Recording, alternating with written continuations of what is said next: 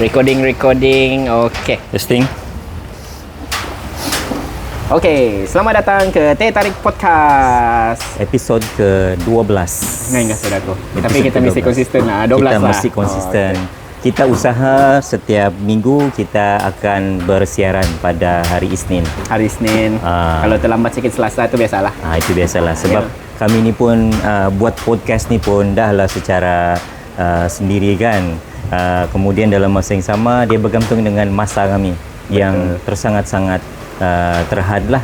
So meeting after meeting, so we have to find macam slots lah between meetings untuk kita buat kita punya podcast yang hari ini pun bersiaran di Ilma Cafe, cafe yang berada di bawah bangunan fakulti FPEP di UMS ni lah, geng. Betul. Ya. Jadi apa sudah nama dia tu? Nampak teruskan saja. Ya, natural. Jadi kita pun bersiaran di tengah-tengah kafe ni. Jadi dia macam lebih natural lah kan. Ada kita punya student. Cuma untuk beberapa minggu sudah ni kita masih ada masalah air kan. Dan kita punya student some of them request untuk buat kelas online lah. Jadi mana yang kita boleh mudahkan tu kita mudahkan juga. Pasal apa? Kesian je sama student kan. Kesian. Ya, betul. Dan selain daripada tu juga kita dapat arahan untuk penggalakan work from home tu. Bekerja dari rumah tu. So sebab tu sedikit sebanyak kuliah yang kami jalankan di UMS ni dan mungkin juga di tempat-tempat yang lain dilakukan secara dalam talian lah. Ya, atas faktor yang disebutkan tu tadi. Tapi kadang-kadang pelajar ni dia suka juga ni online daripada fizikal kan. Begitu. Dah tahulah diorang ni. Ada yang begitu, tapi ialah ada sesetengah yang suka kelas yang berbentuk fizikal, mungkin lebih mudah dari segi interaksi, boleh bertanya soalan dan sebagainya. Betul. So if you ask me, I prefer mix lah. Ada time physical, ada time online kan, ada time senang kita arrange, tapi ada time mau juga jumpa kawan-kawan kan. Begitu. Jadi hari ini topik apa? Okey. So kita teruskan kita punya topik pada episod kali ini, satu news daripada Nabalu News. Nabalu News, okay. Which for me is a very new name lah, Nabalu News. Sebelum ni kita pick daripada newspaper lokal yang lain. Okay, so dia ada satu tajuk yang dia panggil ataupun namakan Sabah Kaltara Teroka Ekonomi Karbon Bantu Komuniti Pesisir. So Kaltara di sini maksudnya Kalimantan Utara yang sangat berhampiran dengan Sabah. Ya, so banyak penduduk-penduduk daripada Kalimantan Utara ataupun Kaltara ini yang berulang alik ke Sabah untuk tujuan perdagangan, untuk tujuan rasmi, untuk bekerja, untuk membeli barang juga. Betul. Dan sebagainya. Dan perhubungan di antara Sabah dan Kaltara ini memang sudah berlaku sekian lama. Sebelum pun adanya kedua-dua negara Sabah, Malaysia dan Indonesia, memang adanya kata orang simbiosis di antara penduduk Kaltara dan Sabah yang berdagang bermacam-macam benda lah. Tapi satu poin yang dicuba tunjukkan di sini, geng, iaitu penerokaan ekonomi karbon yang very new to the context of Sabah and Kaltara lah. So untuk rakan-rakan para penonton yang mungkin pertama kali juga mendengar berkenaan konsep ekonomi karbon ni, ekonomi karbon ni merujuk kepada perdagangan karbon, in simple words lah, ataupun kita boleh relatekan dengan satu lagi konsep yang dipanggil sebagai kredit karbon, iaitu penjualan karbon dalam menghasilkan keuntungan kepada mereka yang mengusahakan projek pemeliharaan karbon bagi sesuatu kawasan, sama ada hutan belantara ataupun kawasan kalau di sini disebutkan kawasan Paya Bakau. Tanah gambut yang sememangnya sangat dominan dalam geografi Sabah dan juga Kaltara itu sendirilah. Ya, so mungkin saya boleh terangkan terlebih dahulu, geng, kan, berkenaan tentang mekanisme kredit karbon tu. Macam mana dia dilakukan sebelum kita tengok dia punya feasibility lah ataupun kesesuaian dia kepada Sabah dan Kaltara, ataupun especially dalam konteks Sabah lah kan, because kita punya pengetahuan tentang Kaltara tu pun very limited, tapi I think we can say much more dalam konteks Sabah tu. Okay, dari segi mekanisme carbon credit ini, macam yang saya sebutkan tadi, let's say kita ada satu kawasan hutan misalnya, ataupun satu perusahaan ladang kelapa sawit misalnya, dan hutan ini dia menghadapi ancaman dari segi pembangunan. Okey, so bila dia menghadapi ancaman dari segi pembangunan, instead of kita bangunkan kawasan itu bagi tujuan komersial, kita buat perumahan, kita buat pekan baru, kita buat kawasan perkilangan, kita conserve hutan yang ada di kawasan itu tadi, dan hasil conservation dia ni tadi kemudian kita akan nilaikan. So ada beberapa evaluator ataupun penilai yang memang mempunyai authority ataupun kelayakan untuk menilai berapa banyak karbon yang kita berjaya simpan dalam hutan tersebutlah. Okey, so kemudian bila dinilaikan berapa banyak karbon di sini, kemudian dilantik pula auditor yang akan mengenal pasti dari segi transparansi projek itu, sama ada sememangnya projek itu dilaksanakan dengan betul ataupun mungkin ada peraturan-peraturan lain yang perlu kita perlu semakan ataupun perbaiki. Dan selepas tu carbon credit ni tadi akan diperdagangkan dan ada pelbagai platform yang boleh dilakukan lah, sama ada over the counter platform yang mana kita menjual carbon kita tu tadi ataupun carbon credit kita tu kepada syarikat-syarikat tertentu secara langsung. Ada juga yang mana kita menjual melalui bursa carbon exchange, betul, nama dia kalau dalam konteks Malaysia lah. So hasilnya tu tadi, hasil jualan kredit carbon tu tadi yang kita akan gunakan sebagai melaksanakan lagi keberlangsungan projek dan juga sebagai salah satu daripada keuntungan kita lah. Dan prospek dia memang sangat meluas dalam konteks Sabah ni. Dan kita juga boleh libatkan komuniti dalam projek pemeliharaan hutan tu supaya ialah hasil pemeliharaan dan penjualan carbon credit ini bukan setakat memberikan keuntungan kepada negeri, kerajaan ataupun pengusaha projek, tetapi juga kepada komuniti setempat yang membantu dalam projek pemeliharaan hutan tu tadilah. So carbon credit yang dimaksudkan di sini dia dijual dalam bentuk 1 tan karbon. 1 tan karbon tu tan karbon tu artinya 1 carbon credit. Okey, 1 carbon credit tu nilai dia bergantung kepada harga semasa. Dia boleh jadi naik, dia boleh jadi turun, sama seperti pasaran harga saham biasalah, dia ada turun naik. So when the demand is high, nilai carbon tu tadi tinggi, carbon credit tu tinggi. Bila dia punya demand is low ataupun when the market is slow, mungkin dia punya harga carbon tu tadi rendah lah. Cuma juga perlu dinyatakan di sini bahawa ataupun diklarifikasikan bahawa carbon credit ini bukan bermaksud berapa jumlah karbon yang ada dalam satu kawasan hutan tu, tidak. Tetapi dia dinilai dari segi berapa banyak karbon yang kita berjaya selamatkan, simpan begitu. Sebab macam saya sebutkan tadi, kawasan hutan ni adalah kawasan yang endangered, yang ada risiko dari segi pembangunan. So instead of kita bangun, kita conserve kawasan tu. So berapa banyak tambahan carbon credit yang kita dapat daripada kawasan yang kita conserve, itu yang kita akan perdagangkan lah. Dan prospek dia di Sabah ni memang pelbagai lah, bukan setakat kawasan hutan, bukan setakat kawasan paya bakau, tetapi juga kawasan perusahaan kelapa sawit. Tapi untuk perusahaan kelapa sawit yang saya teliti, kita hanya boleh tap the market ataupun potensi dalam konteks penghasilan karbon tu tadi. Ialah kan bila kita kata orang refine the palm oil, so instead of kita lepaskan karbon tu, kita adalah mekanisme tertentu yang mana kita simpan dia. So itu pun boleh diperdagangkan juga dalam konteks perusahaan kelapa sawit, which is a very huge industry in Sabah lah. So itu secara in brief berkenaan tentang carbon credit ni lah, geng. Tapi ya mungkin juga geng ada poin-poin yang ingin ditambah berkenaan tentang carbon credit kepada Sabah. To be honest, saya not really follow lah the carbon credit ni kan. So it's something new to me. Cuma bila saya nampak sini kerajaan negeri mengambil inisiatif yang pantas lah dengan meluluskan enactment lah Sabah Climate Change Action menubuhkan Action Council dan juga menubuhkan satu akta tu kan yang berkenaan dengan carbon credit ni. So dia punya cara is this is the way of a new cara salah satu yang akan memberikan hasil kepada kerajaan negeri. Jadi in order untuk kita lakukan ini carbon credit kan, kita mesti protect environment di sekeliling carbon credit ni.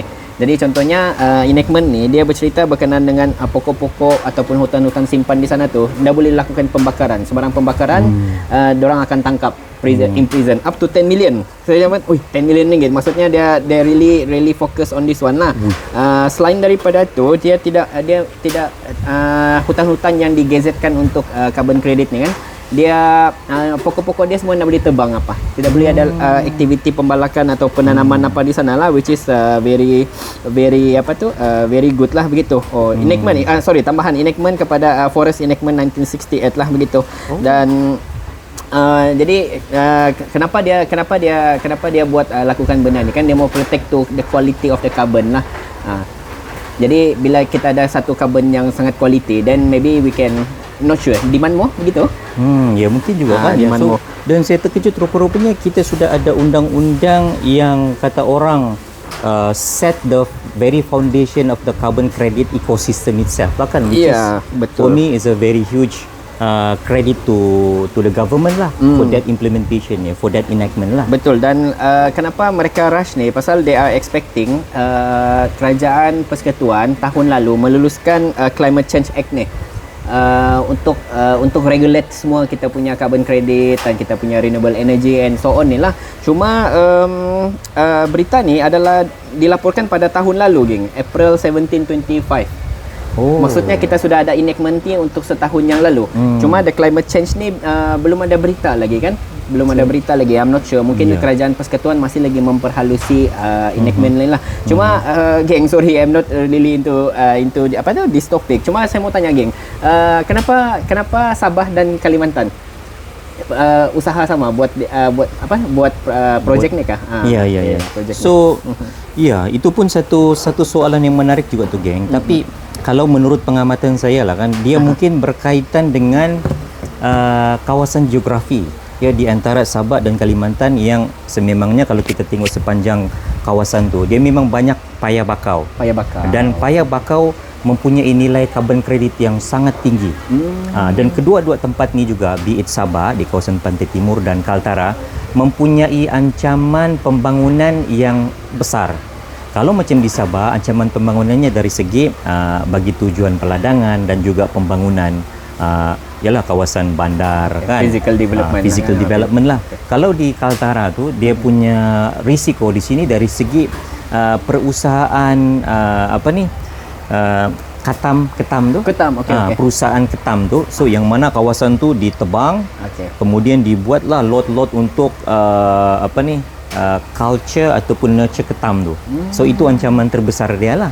So instead of sebab dalam masa yang sama diorang tidak boleh prevent orang kampung untuk mencari pendapatan tertentu. Betul. So instead of diorang menggalakkan penduduk kampung menebang hutan paya bakau bagi mengusahakan perusahaan-perusahaan ataupun perniagaan ini, dia bagikan satu alternatif, iaitu yang mana penduduk kampung join bersama-sama kerajaan ataupun badan tertentu, syarikat tertentu mungkin ataupun konsortium tertentu, conserve the place so that diorang dapat income tapi dalam bentuk penjualan kredit carbon tu tadi.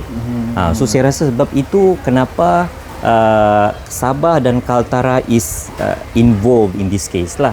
Lagipun tadi geng ada sebut yang mana ekosistem ni dia perlukan kawasan yang luas kan. So kalau let's say lah Sabah saja yang buat, Kaltara tidak buat, mungkin nilai dia itu rendah. Tapi kalau dia melibatkan kawasan yang besar, mungkin nilai dia itu lebih tinggi. Dan saya ada buat satu mini simulation lah. Sebab saya cuba fikir, saya kata ataupun anggarkan berapa nilai carbon credit dengan kawasan tertentu. Saya mulakan dengan kawasan berjumlah 1,000 ekar hutan yang dipelihara. So bila kita run the simulation, nilai carbon credit itu bergantung kepada berapa harga semasa carbon credit. Let's say lah dia kata let's say kita letakkan di sini harga satu carbon credit, iaitu satu tan carbon lah kan, satu metric tan carbon kah, something like that. Nilai dia sama dengan RM50. So kita punya hasil penjanaan pendapatan itu boleh sehingga RM100,000 Oh, lumayan. untuk 1,000 ekar. So, dan kalau let's say lah harga semasa satu carbon credit tu 100-150, dia punya pendapatan hasil jualan tu boleh sampai 300 ke 400 ribu ringgit untuk 1,000 ekar dengan carbon credit yang minima. So, if let's say kita punya jumlah kawasan tu besar dan jumlah ataupun quality conservation of the carbon itu tinggi, nilai dia pun tinggi dan hasil dia pun memang sangat lumayan lah. Dan I can imagine 1,000 ekar ni sebenarnya ada kawasan kampung yang mana 1,000 ekar tu seluas dia ada kawasan yang sebegitu. So you can imagine macam mana 1,000 ekar dan kemudian dia melibatkan komuniti sekampung ataupun 2-3 kampung, cluster of kampung lah kan. So dengan 100,000, 200,000 sebenarnya banyak impact kepada diorang lah maksudnya di sini kan. So diorang boleh bantu conserve the place tapi dalam masa yang sama generate their income based on that lah.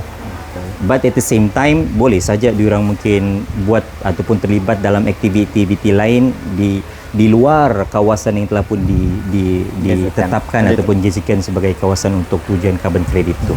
Interesting. So in the other words lah kan, dia sebenarnya memberi peluang kepada penduduk yang mempunyai tanah yang luas untuk mendapatkan pendapatan lah kan, dengan cara carbon trading ni kan.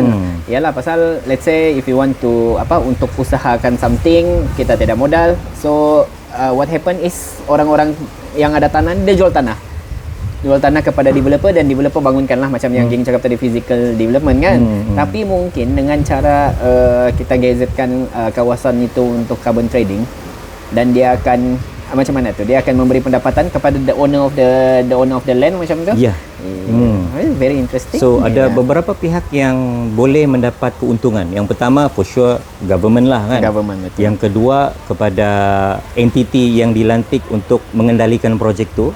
Ketiga kepada penduduk setempat yang dibawa bersama untuk terlibat dalam usaha-usaha conservation tu tadi. Dan mungkin ada rakan-rakan yang terfikir apa guna, macam siapa yang, kenapa kita perlu beli carbon ni kan? Kenapa kita perlu beli carbon credit ni? Untuk apa kita beli carbon credit? Sebab kita bukan ada hasil pun sebagai satu syarikat besar lah misalnya kan. Tapi sebenarnya ada kepentingan, especially kepada syarikat-syarikat multinational yang sangat terikat dengan peraturan-peraturan yang melibatkan sustainability ataupun alam sekitar. Contohnya di sini adalah syarikat penerbangan. Kalau macam penonton perasan kan, macam Asia lah misalnya, kalau kita boleh sebutkan, betul, dia ada sebut tu sana, satu penerbangan tu berapa yang dia save, berapa carbon yang dia save, begitu. Okay, let's say lah satu syarikat tu dia mempunyai ataupun menghasilkan carbon yang terlalu besar. So dia kena compensate penghasilan carbon ni dengan membeli carbon yang dijual oleh pengusaha tu tadi, supaya in the end dia punya net carbon itu sifar. So bila net carbon dia sifar ataupun rendah, dia tidaklah mungkin dikenakan denda tertentu, ataupun mungkin dia ni dari segi persepsi kita tidaklah anggap dia sebagai sebuah syarikat yang terlalu rakus sehingga membawa kepada pencemaran alam sekitar. Sebab dia boleh claim yang dia kata saya punya net carbon kosong bah, walaupun saya punya kapal terbang sana sini, tapi net carbon kosong. Because apa? Because dia beli the carbon credit tu tadi to compensate berapa banyak carbon yang dia telah pun hasilkan. Let's say lah dia hasilkan let's say 10 tan carbon setahun, let's say lah, which is very rendah lah kan. Dia boleh beli carbon credit sebanyak 10 tan. So RM50 darab 10 baru berapa? 500 lah. RM500 saja dia perlu spend to declare that company as a net zero carbon credit. So that's among the prospect or why the reason carbon credit itu sellable lah, begitu. Dan semakin besar ekosistem carbon credit itu, semakin besarlah nilai carbon itu dan semakin banyak keuntungan dia kepada community. Nice ya. Dan saya mau tambah satu lah kan, menurut pembacaan saya di sini, kita sebenarnya sudah ada satu projek lah, the success project The Kwamut Rainforest Conservation Project. Dia adalah satu kerjasama public dan juga private partnership lah, PPI lah, PPP, and generated traded verified carbon units on the Bursa Carbon Exchange since 24 and 25 gitu. Serving as the pilot for future project. Maksudnya kita sudah ada satu, ini pilot project lah, dan dia macam sukses. Jadi mungkin after this kan kita mungkin boleh buat satu lawatan kerja kali. Ke di Kwamut Rainforest Conservation Project lah, dan kepada kita punya penonton di luar sana pun yang mungkin berminat untuk lebih tahu dengan apa sudah nama itu, carbon credit ni kan, mungkin boleh jugalah jenguk tengok lah, dan buat lawatan rasmi kepada Kwamut Rainforest Conservation Project ni lah. Ayo, so interested. So, mungkin kita boleh pergi. Maksudnya di sini benda ni dia bukan setakat angan-angan, tapi sebenarnya telah pun diusahakan lah. Pilot project lah. Sudah ada satu pilot project. So kalau sukses, dia akan menjadi satu model dia tu akan dikopi oleh mana-mana tempat lagi lah, project lagi lah. So ini satu benda ataupun inisiatif yang mana nilainya sangat tinggi, tapi sangat underrated. Still new. Still new. Orang masih kurang faham. Ya, Saya pun kurang faham sebenarnya. Masih lagi kurang faham. Saya pun kalau bukan kita ada jugalah cakap-cakap sebelum ni kan, tapi ialah dengan adanya venture Sabah dan Kaltara ni, kita boleh tengok di sini macam mana keseriusan projek ini sudah semestinya merupakan satu prospek yang besar kepada negeri Sabah. Sabah, betul. So bukan setakat kita bercakap tentang ekonomi dengan warna-warna yang lain, tapi ini mungkin salah satu warna ekonomi yang mana Sabah boleh perincikan lah, betul, ya, ataupun venture. So kita kalau blue economy, kita focusing on yang ekonomi dekat lautan kan. Jadi ini carbon credit ni ekonomi pedalaman pula. Tanah apa semua kan. So kita fully utilize lah dengan tapi dengan menjaga dia punya nature dan semua tu lah kan. Iya, betul. Sebab ada juga concern dia di situ yang mana bila ada pihak tertentu yang sebenarnya cuma greenwashing. Maksudnya di sini dia kata ataupun dia andaikan projek dia itu successful, tetapi sebenarnya projek dia itu tidak ke mana. So sebab tu perlunya satu akta yang sudah ada. Ada sudah. Dan yang kedua dari segi auditor, badan penilai yang perlu menilai transparansi keberkesanan kejayaan projek tu tadilah. Sebab once kita punya quality of credit carbon project is compromised, nilai kredit carbon tu for sure akan jatuh, dan it will be very difficult for us to recover from that disaster begitu. Ya. Anda dipercayai lah. Kita nama benda tu lah. Jadi yang highlight balik lah, Climate Change and Carbon Governance Enactment 2025 diluluskan Julai 25 lah. Jadi sudah diluluskan, maksudnya ada enforcement perlu menjalankan tanggungjawab dengan amanah dan bagus-bagus lah kan. Macam yang geng cakap tadi, kita nama the trust issue ada berlaku, compromise and so on, dan seterusnya menjatuhkan nilai carbon credit tu. Jadi bila nilai carbon credit tu jatuh, dia jadi satu projek yang dah interesting sudah. Dan seterusnya tidak memberi manfaat kepada kerajaan negeri maupun penduduk-penduduk yang punya tanah ni lah kan. Betul. Right. So geng, rasanya itu sahaja untuk topik kita pada kali ini. So daripada saya itu saja. Mungkin geng macam mana? Tidak, seperti biasa saya akan cubalah tekankan kepada kita punya penonton, sebab bila saya nampak kita punya YouTube subscriber masih lagi rendah. Jadi please subscribe our channel, dan seterusnya jangan lupa like, jangan lupa share, jangan lupa komen, dan jangan lupa subscribe lah kita punya channel dekat YouTube. Sekarang ni kita baru ada dekat YouTube, TikTok dan juga Facebook lah. Kita belum lagi kembangkan sayap kita ke Instagram dan juga Spotify. Dan carbon credit. Jadi kita mohonlah jasa baik kawan-kawan di luar, dan kita pun akan teruskan lah setiap minggu. At least satu atau dua topik yang kita akan ulas lah. Dia macam newspaper baging. Dorang every day keluar newspaper kan. Jadi kita mungkin pick one or two yang kita mampu untuk komen lah. Betul. Thank you. Thank you for your support. Bye bye everyone. Bye bye. Thank you. Jumpa lagi.